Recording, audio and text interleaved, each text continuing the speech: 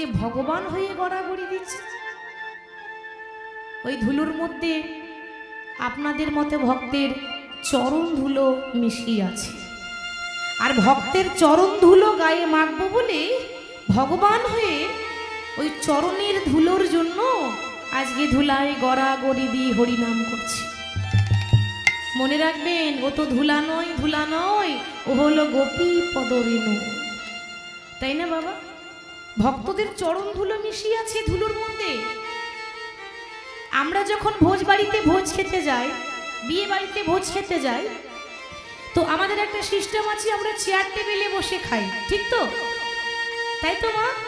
হ্যাঁ, মাঝে মাঝে একটু করে সারা শব্দ দেবেন, কেমন? মানে গল্প শোনার নিয়ম আছে বাবা। এই ধরুন কেউ একটা কিছু বলছে, গল্প বলছে, কথা বলছে, তো সেটা শোনার নিয়ম কি? গল্প শুনতে গেলে চুপচাপ শুনলে ভালো লাগবে মা? মোটেও ভালো লাগবে না। তাহলে গল্প শুনতে গেলে মাঝে মাঝে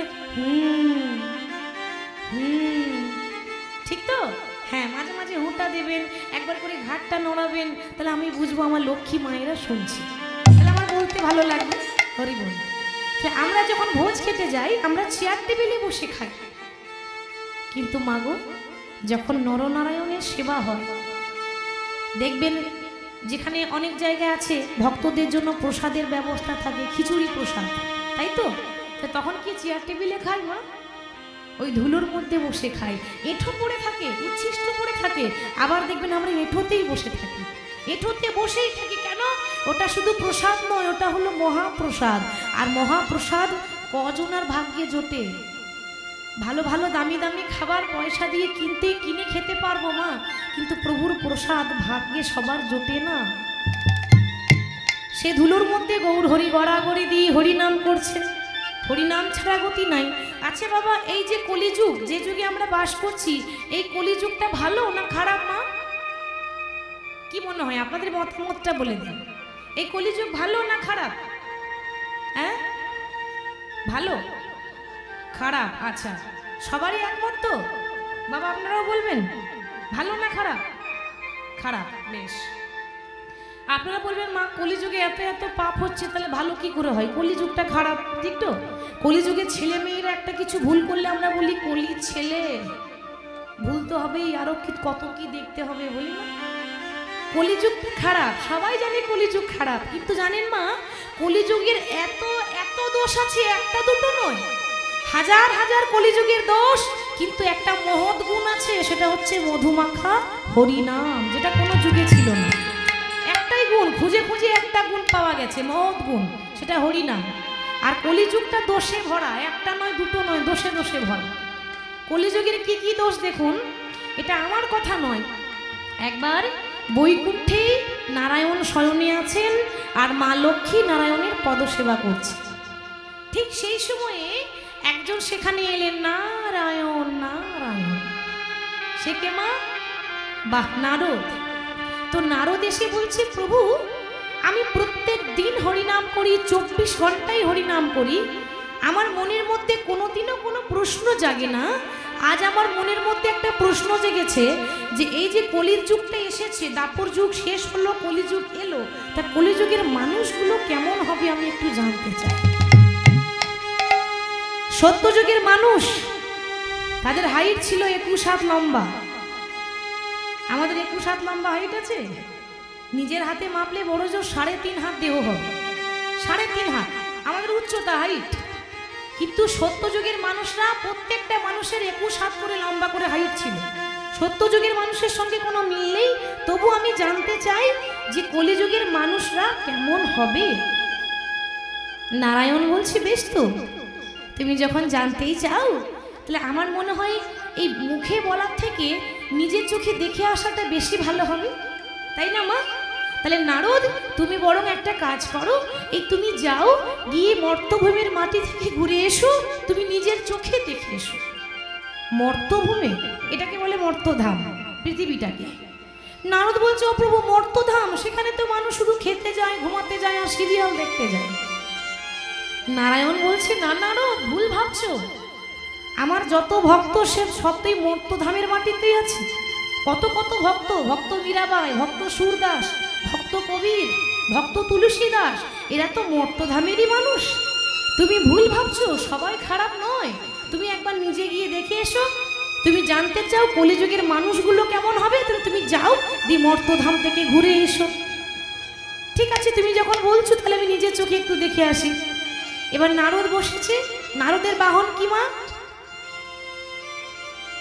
নারদের বাহন ওই দেখুন, ওখানে একজন বলছে ইঁদুর। নারদের বাহন ইঁদুর? তাহলে নারদের বাহন কি? ঢেকি। ঢেকি ঢেকি জানেন কি হয় মা? হ্যাঁ, বাহ, যদিও আমি চোখে দেখিনি, তবে নাম শুনেছি। আগে তো ছিল, এখন তো সব নেই, কি করে আর দেখবো। তো ওই ঢেকিতে বসেছে নারদ। ঢেকি হচ্ছে নারদের বাহন। দি ঢেকিতে বসে হাতে বীণা নিয়ে প্রভুর নাম গাইতে গাইতে স্বর্গ থেকে যাচ্ছে মর্তধামের মাটিতে। কেমন করে গো? আমার একটা রাতে বেঁধে দিলাম দুতারার সুর,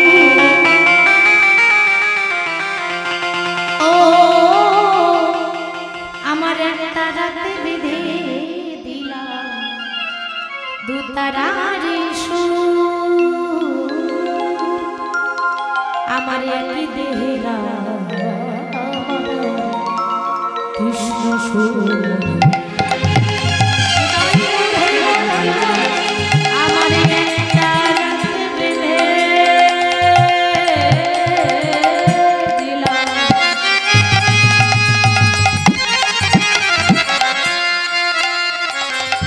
আজ দুতারার সুর, আমার একই দেহে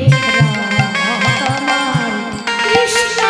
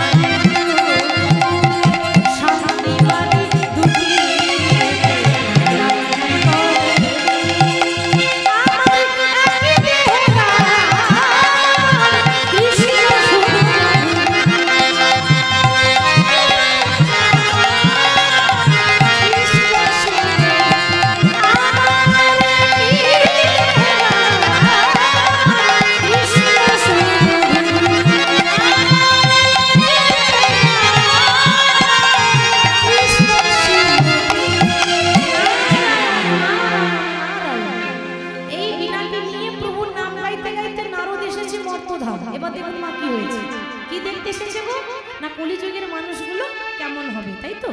এসে দেখছে কি বাবা, না এরকম একটা রাস্তা রয়েছে, রাস্তাতে একটা পুরুষ পেরিয়ে যাচ্ছে, একটা পুরুষ মানুষ। একটা পুরুষ মানুষ পেরিয়ে যাচ্ছে, তার কাঁধে আবার একটা সুন্দরী মহিলা বসে আছে। কাঁধে একটা সুন্দরী মহিলা বসে আছে, আর সেই পুরুষটি আর এক হাতে একটা বৃদ্ধা নারী, মানে খুব বয়স হয়ে গেছে, ওই বৃদ্ধা নারীকে দড়ি দিয়ে টানতে টানতে নিয়ে যাচ্ছে।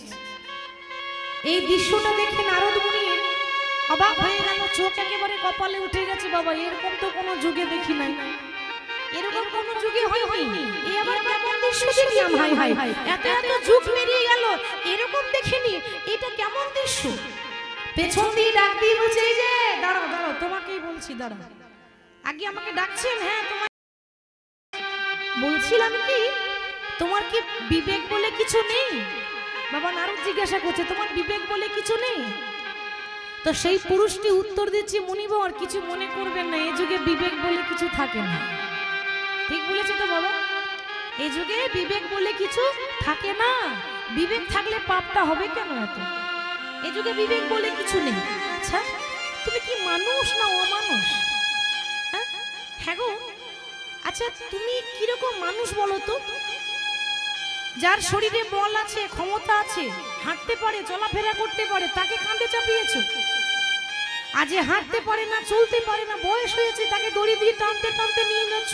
তোমার নাম কি? তোমার পরিচয় কি? কি নাম তোমার? কে তুমি? মুনিবর, আপনি আমার খেলা দেখলেন কোথায়? এই তো আমি খেলা শুরু করেছি। ঠিক বলছে তো মা, এই তো খেলা শুরু করলাম, এখন আমার অনেক খেলা বাকি আছে। আমার পরিচয়টা জানতে চান? আমি হলাম স্বয়ং কলি, কলি মহারাজ, যে কলিযুগে বাস করছে। কলির খেলা শুরু হয়েছে বাবা, কত খেলা হচ্ছে দেখছেন তো, এরপর আরো খেলা হবে, বাকি আছে। এগুলো কলির খেলা। হ্যাঁ, তো খেলা শুরু করেছি, এখন কত খেলা বাকি আছে। আচ্ছা, তুমি যদি কলি হও, তো তোমার কাঁধে সুন্দরী মহিলাটাকে? এটা আমার সুন্দরী স্ত্রী। এবার দেখতে খুব সুন্দরী তো, এই মাটিতে পা রাখতে দি না। ও বাহ বাহ বাহ, এরকম কোনো যুগে হয়নি, এ যুগেই হয়েছে। নারদ বলছে কোনো যুগে এরকম হয়নি। বেশ, তা ওটা যদি তোমার স্ত্রী হয়, তুমি যদি কলি হও, তাহলে তুমি যে যাকে দড়ি দিয়ে টানতে টানতে নিয়ে যাচ্ছ, সে এটা তো আরো সহজ, তাই না মা? তিনি হলেন আমার গর্ভধারিণী মা। আশ্চর্যের কথা, মায়ের গর্ভে একটা সন্তানের 10 মাস 10 দিন জায়গা হয়, কিন্তু ছেলের 4তলা বিল্ডিং এ মায়ের এতটুকু থাকার জায়গা হয় না। মানে কলিযুগের এটাই দোষ যে 1 ঘড়া দুধ 7 ঘড়াই ভরে গেল, কিন্তু 7 ঘড়া দুধ আবার একটা ঘড়াই ভরছে, তাই না মা? বুঝতেই তো পারছেন কথাটা কি বলছি। 1 ঘড়া দুধ 7 ঘড়াই ভরে যাচ্ছে।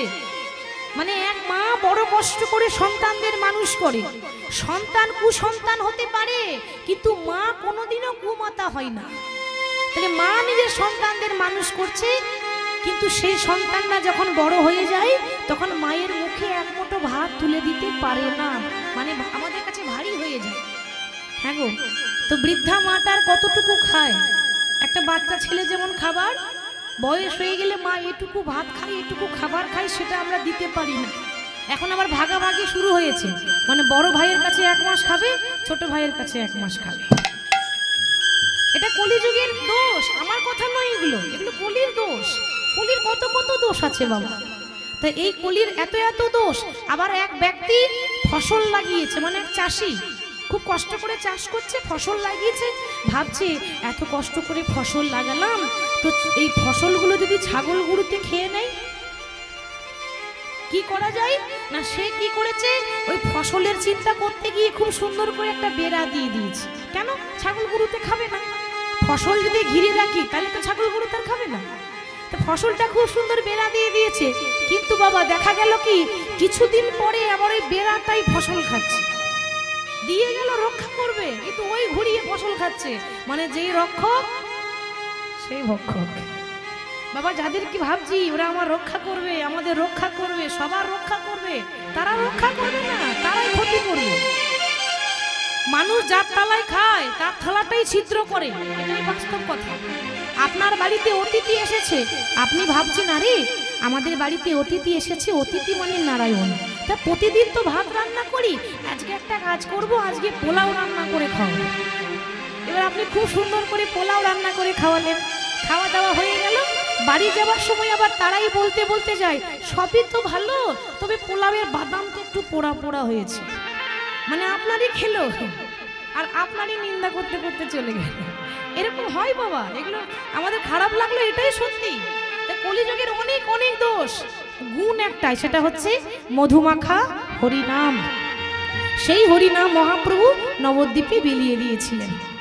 আজ এত সুন্দর ভাব, কহ সখী কিবা করি আমার জীবন উপায়, জীবন উপায় বাসুদেব ঘোষে কহে বুঝি প্রাণ, বাসুদেব ঘোষে কহে বুঝি প্রাণ। আসুন আমরা বেশি সময় নষ্ট করব না, ছোট করে গৌর কথা শুনলাম, এবার সরাসরি লীলাতে চলে যাব, বৃন্দাবন যাব। আমাদের লীলা রাধা কৃষ্ণের লীলা, মধুময় ধাম বৃন্দাবনে শ্রীমতী রাধারানীর সতীত্ব প্রমাণ। মানে বাবা সবাই জানেন যে রাধারানী কৃষ্ণকে ভালোবাসত বলে জগতের লোক রাধারানীকে বলে কৃষ্ণ কলঙ্কিনী, তাই তো? কৃষ্ণ কলঙ্কিনী, এটা কিন্তু একটা কটু কথা, খারাপ কথা। এটা তাকে অপমান করে বলা হচ্ছে কৃষ্ণ কলঙ্কিনী। হরি হরি বল। তো ভগবান দেখছে, ভগবান তো প্রত্যেকটা ভক্তকেই বিপদ থেকে উদ্ধার করে, তো রাধারানীর দুঃখটা মোচন করবে, সেটা হলো রাধারানীর সতীত্ব প্রমাণ। মানে যারাই গালাগালি করে তারাই আজকে সুনাম করবে, আর ভগবান এটা প্রমাণ করে দেবে যে বৃন্দাবনে সতী যদি থাকতেই হয় তো একজনই আছে, আমার রায়ধনী রায় কিশোরী। রাধারানী সতীত্ব প্রমাণ লীলা শ্রবণ করব, তার জন্য বৃন্দাবন যেতে হবে। তো আমার সঙ্গে কে কে বৃন্দাবন যাবেন একটু হাত তুলে দেখান। হাত তুলতে হবে মা, চাদরের ভেতর থেকে হাত বের করুন, এত ঠান্ডা নেই, গরম করছে। কোথায় ঠান্ডা? আর আপনারা যাবেন না বাবা? বাবা যাবেন না? যাবেন তো? বাহ বেশ। বলি রাধা রানী কি জয়। নবদ্বীপ গেলে বলতে হয় হরে কৃষ্ণ জয় নিতা, আর বৃন্দাবন গেলে কি বলে? বাহ রাধে রাধে। তাহলে জোর করে আরেকটু জয় ধ্বনি করে দেবো, বলি রাধা রানী কি জয়, বৃন্দাবন ধাম কি জয়, বাঁকে বিহারী লাল কি জয়, সকল ভক্ত বৃন্দ কি জয়, হরিবাসর কমিটি কি জয়, যারা যারা ঘুমাচ্ছে তাদের কি, তাদেরও জয়, তাদেরও জয়।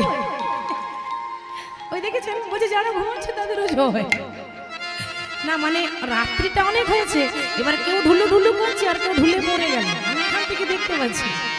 কিন্তু আজকে ঢুলে পড়লে হবে না মা, এরকম দিন বারবার আসবে না।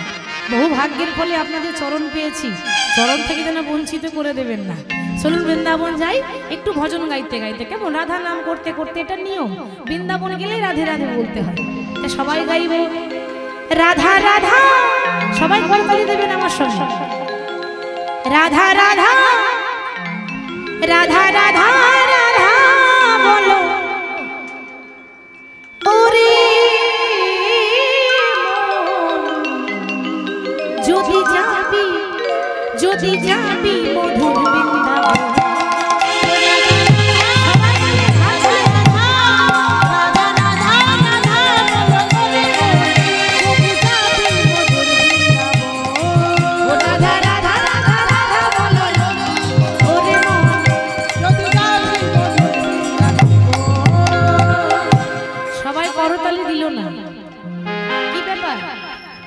আজকে দুপুরবেলার সেবা শান্তি ভালো হয়নি নাকি? খাওয়া দাওয়া ভালো হয়নি? আমাদের কিন্তু খুব সুন্দর হয়েছে, যেখানে আছি খাওয়া দাওয়ার সেবার কোনো ত্রুটি নেই। এসে থেকে আমাদের সেবার কোনো ত্রুটি নেই, খুব সুন্দরভাবে যত্ন করে আমাদের আপ্যায়ন করেছেন। তো সেবা যখন এত ভালো হয়েছে, তাহলে উলুধ্বনিটা কোথায় মা? আর একটু জোরে হবে না? একসঙ্গে একসঙ্গে, কে দিল না দিল দেখা দরকার নেই, সবাই হাত তুলে জোরসে ও রাধা রাধা রাধা রাধা বলো যদি যাবি মধুর বৃন্দাবন, রাধা রাধা রাধা রাধা বলো যদি যাবি মধুর বৃন্দাবন।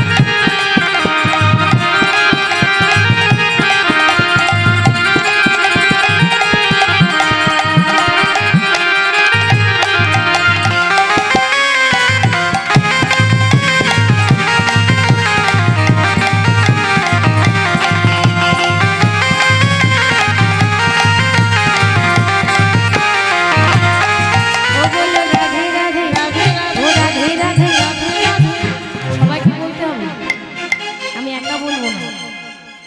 যত জয় দেবেন, যত ধনী দেবেন তত ধনী পাবেন, যত জোরে ধনী পাবে জোরে দেবেন তত বেশি রায় ধনীর কৃপা পাবেন। কেমন? তো সবাই জোরে জোরে, এরকম ভাগ্য বারবার হয় না, এরকম সময় বারবার হয় না। তা সবাই করে করতালি দিয়ে বলবেন, আমি যাই বলি না কেন আপনারা একটাই কথা বলবেন, রাধে রাধে। কেমন? ওটা বললেই হবে। সবাই দু বাহু তুলে বলুন, রাধে রাধে। বৃন্দাবন মে, বৃন্দাবন মে, বৃন্দাবন মে, কেশি ঘাট মে, রাধে রাধে বলবেন, কেশি ঘাট মে, বংশীবন মে, রাধে রাধে। শোনা যাচ্ছে না, একই তো একটা কানে কম শুনি, তারপর যদি এত আস্তে বলেন শোনা যাবে? আরো জোরে জোরে বলতে হবে, বৃন্দাবন মে, केशी घाट में, बंशी बट में, गली गली में राधे राधे, गली में राधे राधे, विधुवन में राधे राधे, मधुवन में राधे राधे, तालवन में राधे राधे, हंडिलवन में राधे राधे, काकशवन में राधे राधे। हमारी प्यारी राधे राधे, सबकी प्यारी राधे राधे। प्रेम से बोलो राधे राधे, जोर से बोलो राधे राधे, भाव से बोलो राधे राधे, जोर से बोलो राधे राधे। हाथ उठा के राधे राधे, ताली बजा के राधे राधे, मिलकर बोलो राधे राधे, प्रेम से बोलो राधे राधे। हमारी प्यारी राधे राधे, सबकी प्यारी राधे राधे, जोर से बोलो राधे राधे, और जोर से राधे राधे, और जोर से राधे राधे, राधे राधे, राधे राधे, राधे राधे, राधे राधे, ओ राधे राधे, राधे राधे, ओ राधे राधे, राधे राधे, ओ राधे राधे, राधे राधे, ओ राधे राधे, राधे राधे, ओ राधे राधे, राधे राधे, ओ राधे राधे, राधे राधे, ओ राधे राधे, राधे राधे, राधे राधे, राधे राधे। बोलिए राधा रानी की जय। राधा राधा राधा बोलिए, मुझे जाती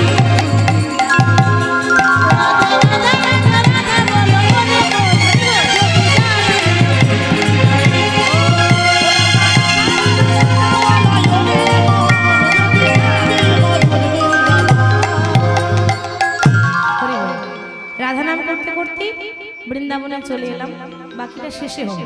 কেমন? কারণ হাজমালা তো খাবারের শেষেই দেয়, আগে তো দেয় না। এবার হাজমালা খেতে গেলে শেষ পর্যন্ত বসতে হবে। হরি বল। যাই হোক, তো রাধা নাম করতে করতে বৃন্দাবনে এসেছি। আজকে মধুময়ী ধাম বৃন্দাবনে লীলা তো আগেই বলেছি, রাধারানীর সতীত্ব প্রমাণ।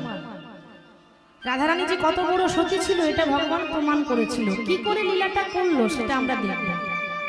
তো আজ মধুময়ী ধাম বৃন্দাবনে, বৃন্দাবনে আজ শ্রীদামে সুদামে দামে বসুদামকে সঙ্গে সঙ্গে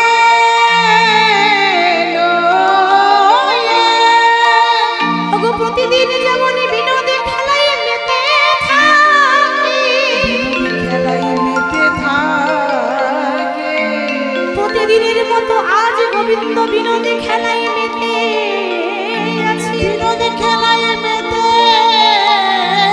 আছে। মাগো, আজ ভগবান বৃন্দাবনে সাদের সঙ্গে শ্রীদাম সুদাম দাম বসুদাম টোটাল 24টা বন্ধু ছিল। লক্ষ্য করুন, 24টা বন্ধুকে নিয়ে, রাখালকে নিয়ে ভগবান খেলা খেলছেন। কোন খেলা বললো না? মহাজন বলছে বিনোদ খেলা। তাহলে বিনোদ মানে কি? লক্ষ্য করবেন কথাগুলো। বিনোদ মানে কি? বিনোদ মানে কোনো খেলার নাম নয় বাবা। বিনোদ মানে হচ্ছে প্রতিদিন নতুন নতুন খেলা। মানে আজকে একরকম হলো, কালকে আবার অন্যরকম খেলা হবে। এবার তখনকার দিনে খেলা ওই চোর চোর খেলা, আবার কাঁধে কড়া কাঁধে চড়া, মানে একজন কাঁধে করে নিয়ে যাবে সবাইকে, যে চোর হবে খেলার তার কাঁধে সবাই একবার করে চাপবে, এরকম খেলা ছিল তখন। তা ভগবান সখাদের সঙ্গে খেলা খেলছেন, সবাই একবার করে কাঁধে চেপেছে ভগবানের। কারণ প্রত্যেক দিন খেলার চোর কে হয়? কৃষ্ণই হয় খেলার চোর। তা সবাই একবার করে কাঁধে চেপেছে। বাকি রয়ে গেল একজন, সে কে না? সুদামা, অর্থাৎ যাকে আমরা সুদাম সখা বলি, সুদাম সুদাম, যাকে আমরা বলি সুদামা, তার নাম হচ্ছে সুদাম। তো বাকি রয়ে গেল সুদাম। তো কৃষ্ণ বলছে, ভাই রে, আজকে যে আমি খেলার চোর হয়েছি, তা সবাই একবার করে আমার কাঁধে চেপেছে, তা তুই আমার কাঁধে চাপবি না? সুদাম বলে সখারে, ওরে সখারে, সখা আমি তোর কাঁধে চাপতে পারবো না, কেন জানিস? আমার বড্ড ভয় করছে। আমাকে যদি তুই ফেলে দিস, বন্ধু তো এই বন্ধু বন্ধু বলছি, আমাকে যদি ঠিক মতো না নিতে, আমাকে যদি তুই ফেলে দিস। ভগবান মৃদু হেসে বললে, বন্ধু তুই আমায় ভুল বুঝলি রে সখা।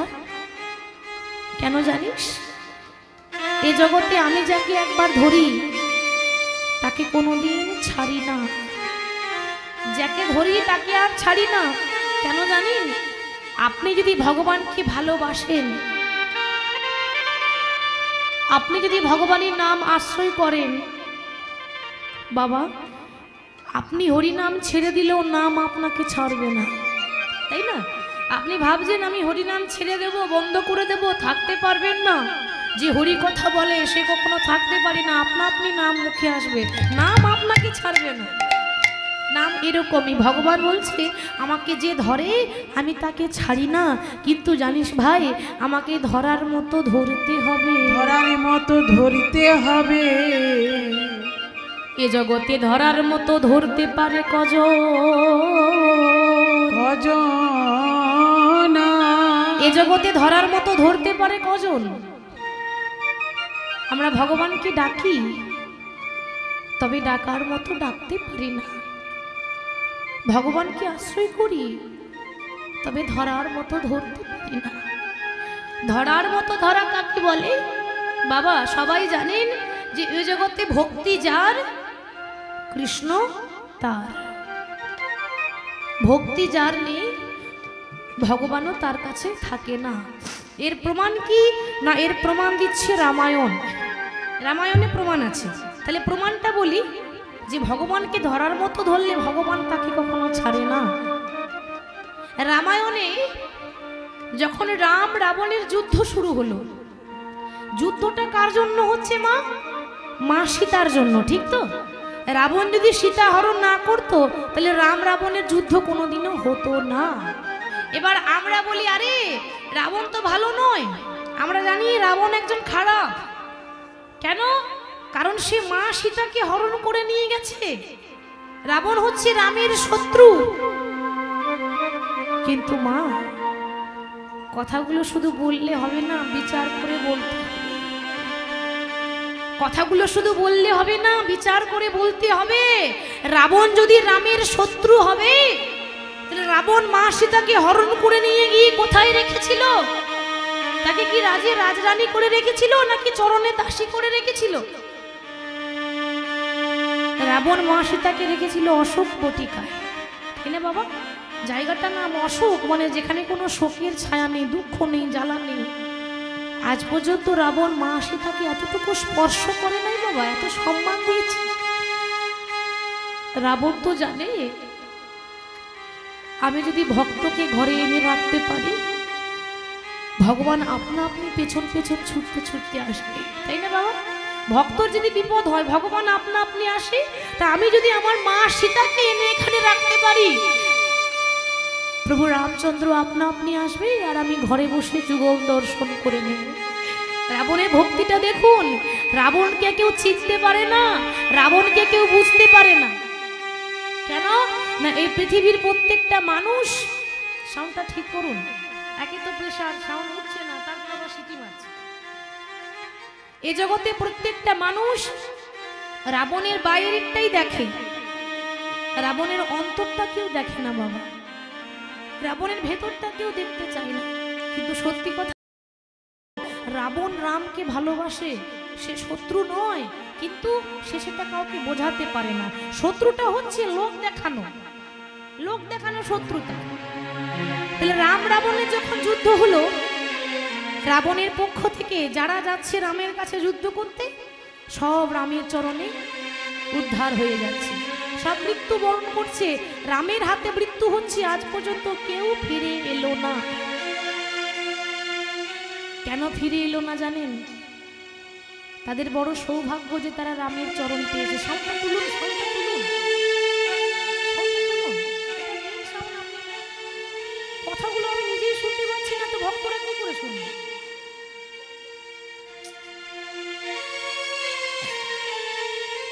রাবণের পক্ষ থেকে রামের কাছে যারাই যায় তারা রামের হাতে উদ্ধার হয়ে যায়। কেন না, যে ভগবানের কাছে চলে যায় সে কোনোদিন ফিরে আসতে পারে না। তাই তো মা, যে চলে যায় সে কোনোদিন ফিরে আসে না। আজকে রাবণ কি করেছে? রাবণের ভাই চলে গেল,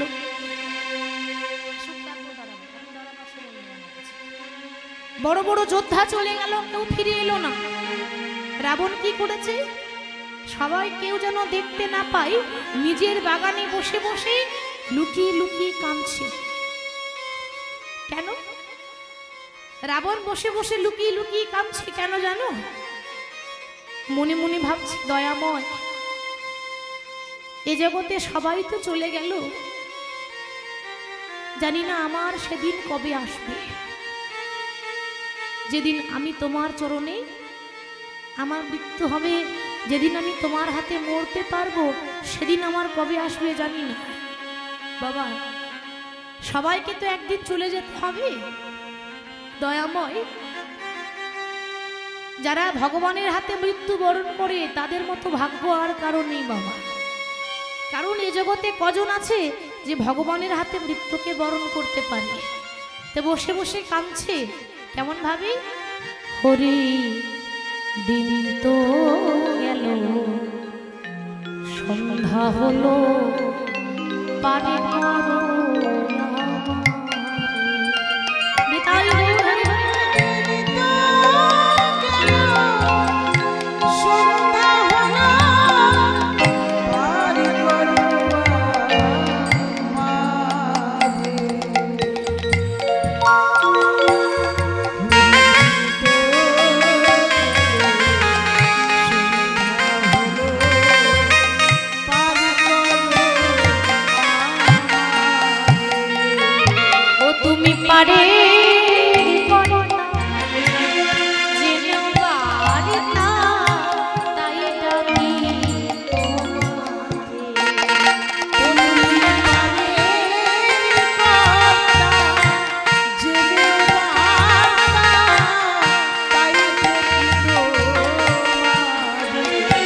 ও তুমি পারে কর্তা, জেনে পারতা, তাই ডাকি তো। তুমি পারে কর্তা, জেনে পারতা, তাই ডাকি তো।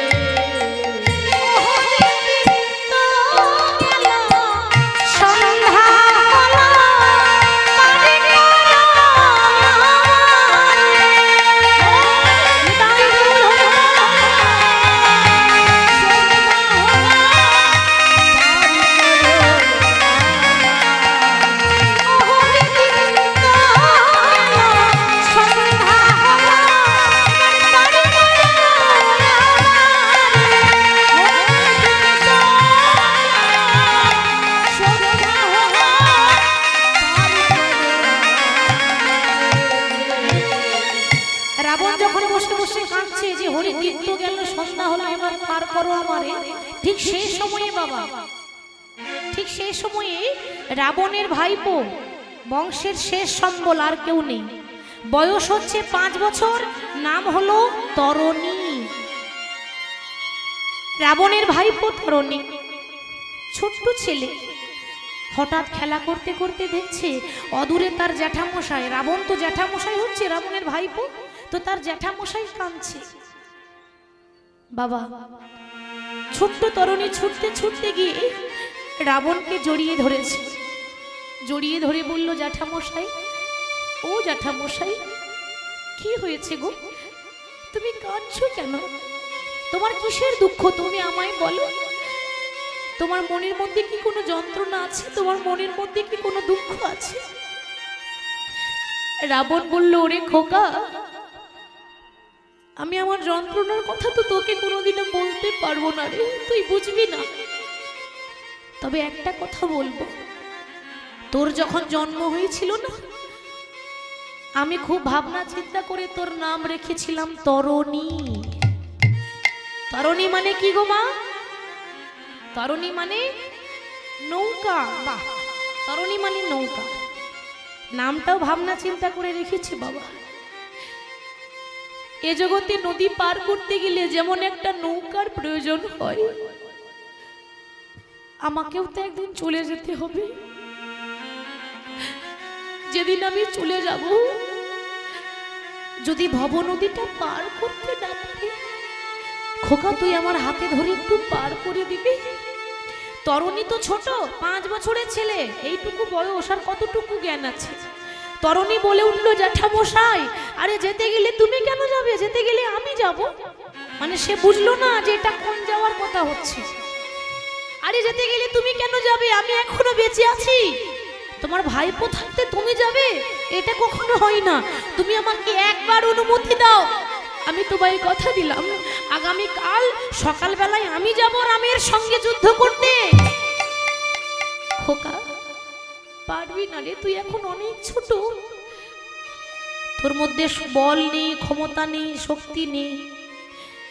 জ্যাঠামশাই শক্তি নাই বা রইল, ভক্তি তো আছে। কত সুন্দর কথা বাবা, শক্তি নেই তো কি হয়েছে, ভক্তি তো আছে।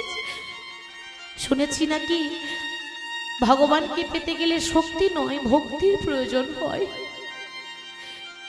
কোনোদিন তো তোমার কাছে কিছু চাইনি, আজকে শেষবারের মতো কিছু চাইতে এসেছি জ্যাঠামশাই, আমাকে একবার একটা আশীর্বাদ দিয়ে দাও, আমি রামের কাছে গিয়ে আর যেন জীবনেও ফিরে আসতে না পারি। এরকম কজন বলতে পারে, কটা সন্তান বলতে পারে বাবা? আমরা বলি মা কাজে যাচ্ছি যেন আসতে পারি, ফিরে আসতে পারি, তাই তো আমরা বলি মা আসছি, যাচ্ছি কেউ বলি না। কেন যাচ্ছি মানে ওরে যাচ্ছি বলতে নেই, বল আসছি। কিন্তু তরণী কি বলল, আমি আর আসতেই চাই না, আমি যেন আর কোনোদিন না আসতে পারি, এই আশীর্বাদ করে দাও। রাবণ তো জানে যে আমার কুল যদি কেউ উদ্ধার করে একমাত্র এই ছেলেটাই পারবে, অন্য কেউ পারবে না। রাবণ বলল খোকা যা, কারণ পারলে একমাত্র তুই পারবি রাবণের 14 পুরুষ উদ্ধার করতে। রাবণকে প্রণাম করে সকালবেলায় যখন যাচ্ছে, মনে মনে ভাবছে না না আমি তো চলে যাব ভগবানের সেবায় লাগতে, তবে যাওয়ার আগে মনে ইচ্ছা আছে মাকে একটু শেষবারের মতো প্রণাম করে যেতে চাই। আর তো কোনোদিনও মায়ের মুখ দেখতে পাবো না, আর তো কোনোদিন মাকে মা বলে আদর করে ডাকতেও পাবো না, জানি না আর ফিরে আসবো কিনা। তবে যাওয়ার আগে মাকে একবার ডাকতে চাই। যেই না ছুটতে ছুটতে 5 বছরের ছেলে মাকে ডাকছে, মা মা গো কোথায় তুমি, একটি বাড়ি আমি শেষবারের মতো তোমার মুখটা দেখতে চাই। মা আপনার খোকা যদি আপনাকে বলে যে মা আমি শেষবারের মতো তোমার মুখটা দেখতে এলাম, আপনার ভালো লাগবে কথাটা শুনে? কথাটা শুনি তরণীর মায়ের বুকটা যেন ফেটে গেল। খোকা তুই কিরকম কথা বলছিস, শেষবারের মতো ডাকতে এলাম মানে তুই কি কোথাও যাচ্ছিস? হ্যাঁ মা আমি কোথায় যাচ্ছি জানো, যেখানে গেলে আর কেউ ফিরে আসে না, সেই না ফেরার দেশ। আর তোমাকে বারবার কেন ডাকতে এলাম জানো, জীবনে অনেক বিরক্ত করেছি, আর কোনোদিনও বিরক্ত করব না মা। অনেক জ্বালাতন করেছি, অনেক কষ্ট দিয়েছি, আর কোনোদিনও কষ্ট দেব না মা। আর কোনোদিনও তো মা বলে ডাকতে পারবো না, তাই শেষবারের মতো ডাকতে এলাম মা বলে। আর একটা চাওয়ার ছিল তোমার কাছে। কি চাওয়া জানো? সোনা দানা টাকা পয়সা কিচ্ছু চাই না, আমার একটাই চাওয়া, আমার পা থেকে মাথা পর্যন্ত সর্ব অঙ্গে তুমি রাম রাম লিখে দাও। কেন? এ জগতের কজনের এমন ভাগ্য আছে যে মরার আগে রাম নাম লিখে মরতে পারে? আমরা ভগবানের নাম কৃষ্ণের নাম বলতে পারি, রাম লেখা তো দূরের কথা, কৃষ্ণের নাম মুখে সবার বদনে উচ্চারণ হয় না, শেষ বেলায় বলতেও পারে না। কজন আছে যে বলতে পারে? মা কি ছেলের পা থেকে মাথা পর্যন্ত রাম রাম রাম রাম লিখে দিয়েছে। ছেলে মাকে প্রণাম করে বলছে মা আসছি, কিন্তু বাবা রাম রাম লিখতে লিখতে সর্বঙ্গে রাম নাম লেখা হয়ে গেল, কিন্তু গলায় লিখতে ভুলে গেল, মানে গলাটা বাদ চলে গেল। কেন? মা সব জায়গায় লিখলো, তাহলে গলায় লিখতে ভুলে গেল কেন? ওটা বিধির বিধান। যার যেভাবে মৃত্যু লেখা আছে মা, তার কিন্তু সেইভাবে মৃত্যু হবে, ভগবানও এসে আটকাতে পারবে না। সব জায়গায় রাম নাম লেখা হলো, কিন্তু এই গলায় লিখতে ভুলে গেল। এবার মাকে প্রণাম করে যাচ্ছে কেমন ভাবে, ওগো দয়াল ঠাকুর একবারে বলে না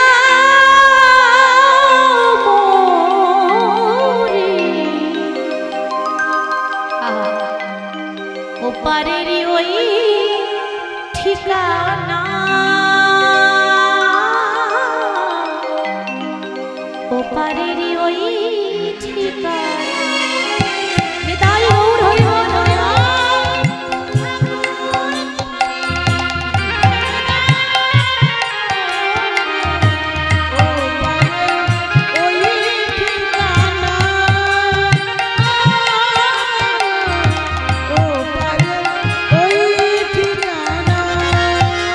ওগো দয়াল ঠাকুর তুমি একবারে বলে দাও মোরে, ও পারের ওই ঠিকানা, ও পারের ওই ঠিকানা। ওগো দয়াল ঠাকুর প্রভু বলে দাও মোরে, ও পারে ওই ঠিকানা, ও পারে ওই ঠিকানা। সেই পথে ধরে চলে যাব আমি, থাকিবে না অজানা, ওই পারের ওই ঠিকানা, ও পারের ওই ঠিকানা। ওগো দয়াল ঠাকুর তুমি বলে দাও মোরে, ও পারে ওই ঠিকানা, ও পারে ওই ঠিকানা। ছোট্ট 5 বছরের ছেলে মুখে রাম রাম বলতে বলতে একেবারে রামের সামনে এসে দাঁড়িয়েছে। রাম মনে মনে ভাবছে, আরে ওইটুকু একটা দুধের ছেলে, 5 বছরের ছেলে, এখনো ভালো করে জ্ঞান হয়নি, আর সে এসেছে আমার সঙ্গে যুদ্ধ করতে। আমি এখন করব তো কি করব? ওকে কি করে আঘাত করি? ও সর্ব অঙ্গে তো রাম নাম লিখেছে, আমারই নাম লিখেছে। যে আমারই নাম লিখে আসে, আমারই নাম মুখে উচ্চারণ করে, তাকে আমি কি করে এই হাত দিয়ে আঘাত করতে পারি বলো? কিন্তু হ্যাঁ, এই সুযোগ আমি আমার ভক্তকে উদ্ধার করব, যেহেতু আমার চরণে আশ্রয় নিয়েছে, উদ্ধার আমি ওকে করব। কিন্তু তরুণীকে উদ্ধার করার আগে আমি আগে ওর বাবা বিভীষণকে পরীক্ষা করে দেখব যে বিভীষণ আমাকে বেশি ভালোবাসে না নিজের ছেলেকে বেশি ভালোবাসে। এই তো পরীক্ষা। আরে ভগবান তো নিজের মুখে বলেছে, যে করে আমার আশ আমি তারই করি সর্বনাশ। এ জগতে যে হরি হরি করে, যারা সৎ পথে চলে, সৎ কথা বলে, জীবনে কোনোদিন অন্যায় করে না, জীবনে কোনোদিন কারো ক্ষতি করে না, দেখবেন তাদের জীবনে দুঃখ বেশি, প্রতি পদে পদে কষ্ট, জ্বালা, যন্ত্রণা, ব্যথা। পাপীদের কষ্ট হয় না, কষ্ট ভালো মানুষের হয়, ভক্তদের জীবনে কষ্ট হয়। কিন্তু তবু যদি না ছাড়ে আমার পাঁচ, এত কষ্ট পেয়েও যদি বলে হরি আমি তোমাকে ছাড়া কিছু জানি না, আমি তবেই তাকে কৃপা করি। তাকে যাচাই করে দেখতে হবে, যেই না বিভীষণকে ডাক দিয়েছে, বিভীষণ আগে দয়াময় তুমি আমায় ডেকেছো, হ্যাঁ হ্যাঁ তোমায় ডেকেছি, এদিকে এসো। আচ্ছা একটা প্রশ্ন করার ছিল, বলো না প্রভু। সামনে একটা 5 বছরের বালক এসেছে জানো, এবার আমি তাকে ঠিক মতো চিনতেও পারছি না, আমি তার নামটাও জানি না। তা তুমি একটু বলতে পারবে ছেলেটার কি নাম, কি পরিচয়, কোথা থেকে এসেছে? বাবাকে জিজ্ঞাসা করছে ছেলের পরিচয়। বাবা দাঁড়িয়েছে ধর্মের পথে আর ছেলে দাঁড়িয়ে আছে অধর্মের পথে। এবার এত কঠিন সময়ে বাবা কার দিকে হয় এবার দেখি নাকি, বাবা কার হয়ে কথা বলে এবার আমি দেখতে চাইছি। ভগবান কি করলেন, যেই না প্রশ্ন করেছে বিভীষণ মনে মনে ভাবছে না এই সময়ে আমি কিছুতেই বলবো না যে ওটা আমার ছেলে। কেন জানেন, আমি যদি বলে দিই যে ওটা আমার ছেলে, তাহলে আমার ছেলে জীবনও আর রামের হাতে মৃত্যু হবে না, আর রামের চরণও পাবে না। আর এ জগতে কজন আছে যে ভগবানের হাতে মরতে পারে? এ আমার ভাগ্য ভালো যে আমার ছেলে যেমন তেমন করে মৃত্যু হয়নি। আরে কত মানুষে মরে গেলে শিগাল কুকুরে ছিঁড়ে ছিঁড়ে খায়। আর যদি কেউ কৃষ্ণ সেবায় লাগতে পারে তার মতো ভাগ্য আছে কজন বাবা? তাই পরিচয়টা না দিয়ে বলছে, দয়াময় তুমি যে ছেলেটাকে দেখছো না সে অন্য কেউ নয়, সে হলো, তার নাম হলো তরণী, সে হচ্ছে রাবণের ভাইপো। একবারও বললো না যে আমার ছেলে, রাবণের ভাইপো। কিন্তু বাবা সত্যিটা বলেনি, কিন্তু মিথ্যাটাও তো বলেনি। মিথ্যা বলেছে রাবণের ভাইপো এটা সত্যি, আমার ছেলে এটা বললো না, পুরোপুরি সত্যিটা বললো না। হরি বল। যেই না বলে দিয়েছে যে ওটা রাবণের ভাইপো, তখন বাবা ভগবান মনে মনে ভাবছে, বাহ, তা বিভীষণ তুমি আর কত কষ্ট সহ্য করবে, এরপর আরো কষ্ট দেব, এরপর দেখবো আরো তুমি কতটা সহ্য করতে পারো। আচ্ছা বিভীষণ, ওটা না হয় রাবণের ভাইপো, তা যে তুমি যখন এত কিছু জানো ওর ব্যাপারে, তখন এটাও বলে দাও যে ওর কোন জায়গায় আঘাত করলে ছেলেটা মরবে, আমি জায়গা খুঁজে পাচ্ছি না। যেই না এমন কথা বলেছে, বিভীষণ বলছে, হায় রে, ভগবান যেন এরকম দিন কোনো বাবার জীবনে না আনে।